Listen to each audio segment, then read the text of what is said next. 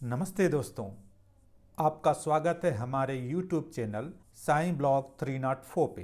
आज का टॉपिक है कोऑर्डिनेशन केमिस्ट्री। ओके, सो आज का पहला क्वेश्चन है which of the following is an example of coordination compound. और ऑप्शन दिए हैं NaCl, KNO3, FeCN6-4 and H2O। तो जैसा हम जानते हैं कोऑर्डिनेशन कंपाउंड में क्या होता है, जैसा हम जानते हैं कि कोऑर्डिनेशन कंपाउंड में एक सेंट्रल मेटल होता है, इसमें वैकेंट डी ऑर्बिटल होते हैं और एक लिगेंड होता है, इसके पास लोन पेयर। तो लिगेंड क्या करता है, lone pair vacant D orbital को देता है और इनके बीच क्या बनता है, कोऑर्डिनेट बॉन्ड। कोऑर्डिनेट बॉन्ड, और ये कहलाते हैं कोऑर्डिनेशन कंपाउंड या कोऑर्डिनेशन कॉम्प्लेक्स। अब ऑप्शंस को देखते हैं। NaCl ये ऑप्शन नहीं हो सकता क्योंकि एक आयनिक कंपाउंड। KNO3 भी एक आयनिक कंपाउंड है, तो ये भी ऑप्शन नहीं हो सकता। H2O भी नहीं हो सकता क्योंकि ये मॉलिक्यूल है, वाटर मॉलिक्यूल। या कोऑर्डिनेशन कंपाउंड में हम कह सकते हैं कि एक लिगेंड है, यहाँ पे सेंट्रल मेटल नहीं। तो कौन सा ऑप्शन सही है? सी। इसमें आयरन सेंट्रल मेटल है और साइनाइड लिगेंड है, 6 साइनाइड लिगेंड इस आयरन से जुड़े हुए, तो यहाँ पे C option is the correct. Okay, next question पे चलते हैं। In the complex ion CuNH3 6+3 the oxidation state of cobalt. तो इसमें ऑक्सीडेशन स्टेट पूछ रहा है कोबाल्ट का। कोबाल्ट यहाँ पे इस कॉम्प्लेक्स में सेंट्रल मेटल है और है +3 स्टेट। और ऑप्शन देखते हैं क्या क्या है, +6 +3 0 और माइनस। तो किसी मेटल का ऑक्सीडेशन स्टेट क्या होता है, किसी मेटल का ऑक्सीडेशन स्टेट उस मेटल पे जो चार्ज होता है वो होता है, चाहे वो पॉजिटिव हो या निगेटिव। अगर किसी मेटल पे +2 चार्ज है, इसका मतलब है कि उसका ऑक्सीडेशन स्टेट कितना है, 2 है। अब यहाँ पे कॉम्प्लेक्स में देखते हैं तो अमोनिया एक न्यूट्रल लिगेंड है, तो इसका कोई चार्ज नहीं है, तो जो ये +3 चार्ज है कॉम्प्लेक्स पे वो सेंट्रल मेटल, इसलिए इसका ऑक्सीडेशन स्टेट +3 होगा। So option B is the correct. Next question पे चलते हैं। The coordination number of central metal ion in PtCl2NH3 whole twice is. So इस कॉम्प्लेक्स में जो सेंट्रल मेटल एटम है Pt, उसका कोऑर्डिनेशन नंबर पूछ रहा है यहाँ पे, और ऑप्शंस दिए हुए हैं 2, 4, 6 and okay. So coordination number क्या होता है कि जो सेंट्रल मेटल है उससे कितने लिगेंड जुड़े हुए हैं। सो अगर n is the number of ligand, ये 2 है तो इसका कोऑर्डिनेशन नंबर क्या होगा, 2 होगा। अगर 3 है, कोऑर्डिनेशन नंबर 3 एंड सो। अब इस एग्जांपल में देखते हैं, यहाँ पे 2 क्लोरीन है और 2 अमोनिया, तो टोटल कितने हुए, 4। Option B is the correct. Okay, next question देखते हैं। Which of the following ligands is bidentate. So bidentate ligand क्या होते हैं, a bidentate ligand has 2 donor atom that can coordinate to central metal ion. Okay, option देखते हैं। So basically ligand में 2 donor atom होने। पहला ऑप्शन अमोनिया नहीं हो सकता क्योंकि इसमें सिर्फ donor atom nitrogen. Chloride ion भी नहीं हो सकता क्योंकि इसमें chlorine is a donor atom, इसमें carbon is a donor atom. Okay, so option C is the correct. अगर हम एथिलीन डायमीन के स्ट्रक्चर देखें तो ये क्लियर हो जाएगा। सो ये एथिलीन डायमीन का स्ट्रक्चर है, यहाँ पे 2 डोनर एटम है, एक ये जिसके पास एक लोन पेयर है और इसके पास भी एक लोन पेयर। अब अगर कोई सेंट्रल मेटल हो जिसके पास वैकेंट डी ऑर्बिटल हो तो ये लिगेंड 2 तरह से बॉन्ड बना सकता है, इस नाइट्रोजन से और दूसरा इस नाइट्रोजन से। ये बाइडेंटेड। ओके, नेक्स्ट क्वेश्चन देखते हैं। The geometry of the complex NaCN4-2 is. और ऑप्शंस हैं tetrahedral, square planar, octahedral and trigonal bipyramidal. तो ये जो सेंट्रल मेटल है इसमें 4 लिगेंड हैं, जो ये साइनाइड है, 4 साइनाइड आयन है। सो ये ऑक्टाहेड्रल और ट्राइगोनल पिरामिडल तो नहीं हो सकता क्योंकि इसमें 6 और 5 लिगेंड चाहिए। बचा ऑप्शन ए और बी। तो ये निकिल एक्चुअली किस स्टेट में, यहाँ पे निकिल है +2 स्टेट में, मीन्स D8 सिस्टम। और जब कभी भी D8 सिस्टम हो और स्ट्रॉन्ग फील्ड लिगेंड, तो स्ट्रॉन्ग फील्ड लिगेंड क्या करेगा कि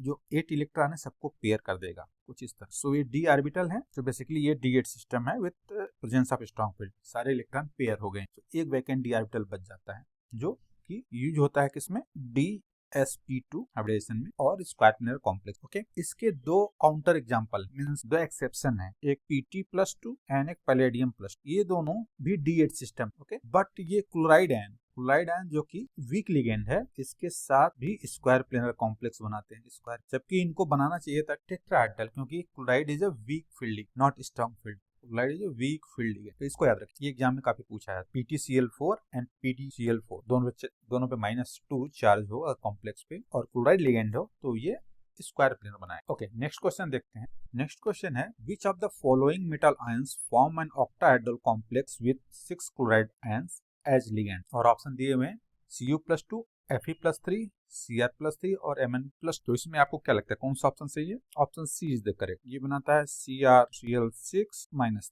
ऑक्टाहेड्रल कॉम्प्लेक्स। नेक्स्ट क्वेश्चन देखते हैं। तो नेक्स्ट क्वेश्चन है what is the correct IUPAC name of the complex CuNH3 okay, और ऑप्शंस ये 4 दिए हुए हैं A B C and D। तो पहले हम देखते हैं कि ये जो ब्रैकेट में दिया ये क्या है। ब्रैकेट में ये जो दिया होता है वो सेंट्रल मेटल पे चार्ज। तो अभी हम यहाँ पे देखते हैं कि इस कॉम्प्लेक्स में कोबाल्ट पे कितना चार्ज। तो ये 3 क्लोराइड आयन है मीन्स -3 चार्ज, तो कॉम्प्लेक्स पे +3 चार्ज होगा। और सिंस अमोनिया जो है न्यूट्रल लिगेंड है तो कोबाल्ट पे +3 चार्ज होगा। ओके, अब यहाँ पे देखते हैं इसमें +3 है, यहाँ पे +3 है और यहाँ पे +3 है। तो ये ऑप्शन तो नहीं हो सकता क्योंकि इसमें 2 चार्ज और यहाँ पे 3 क्लोराइड है। सो ट्राई क्लोराइड कहाँ पे है? यहाँ पे है और यहाँ पे, बट यहाँ पे ट्राई क्लोराइड के बाद क्लोराइड भी दिया हुआ है तो ये ऑप्शन भी नहीं हो सकता और सिंगल क्लोराइड तो हो ही नहीं सकता। तो option C is the correct option. अगला क्वेश्चन देखते हैं which of the following is true about crystal field splitting energy delta O in octahedral complex. और ऑप्शंस देखते हैं। A, delta O is the energy difference between two set of degenerate orbital, ये सही। Delta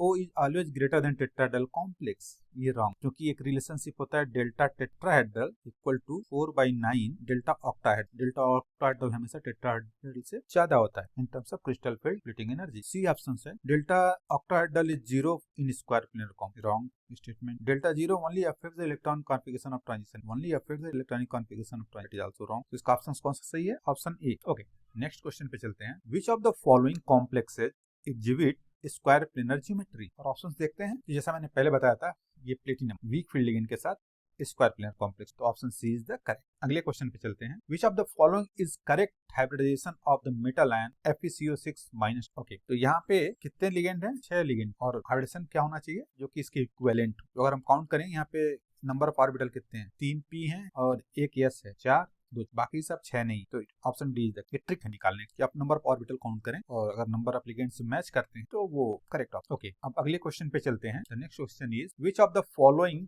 metal ions would likely form a coordination complex with coordination number 4। okay, ये straight forward है, option A is the correct. क्यों?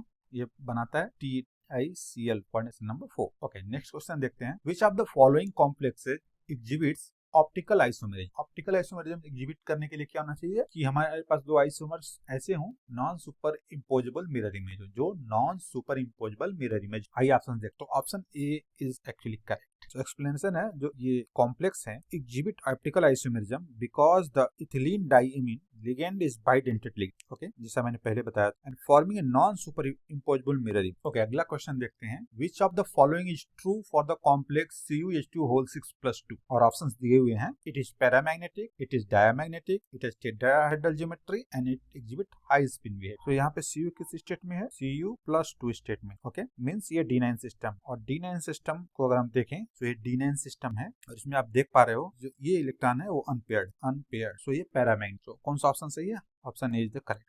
Next question पे देखते हैं। Which of the following metal ions form an octahedral complex with 6 colloid ligands? Which of the following metal ions forms an octahedral complex with 6 colloid ions as ligands? और options दिए हुए हैं, ये 4 options दिए। तो क्या लगता? Option C is the correct. क्यों? क्योंकि Cr+3 forms an octahedral complex with 6 colloid ions such as CrCl6-3-. Okay, I think a repeat question. Next question पे चलते हैं। Which of the following is an example of bioinorganic complex? Okay, ये पूछ रहा है bioinorganic complex में से कौन सा हो सकता है।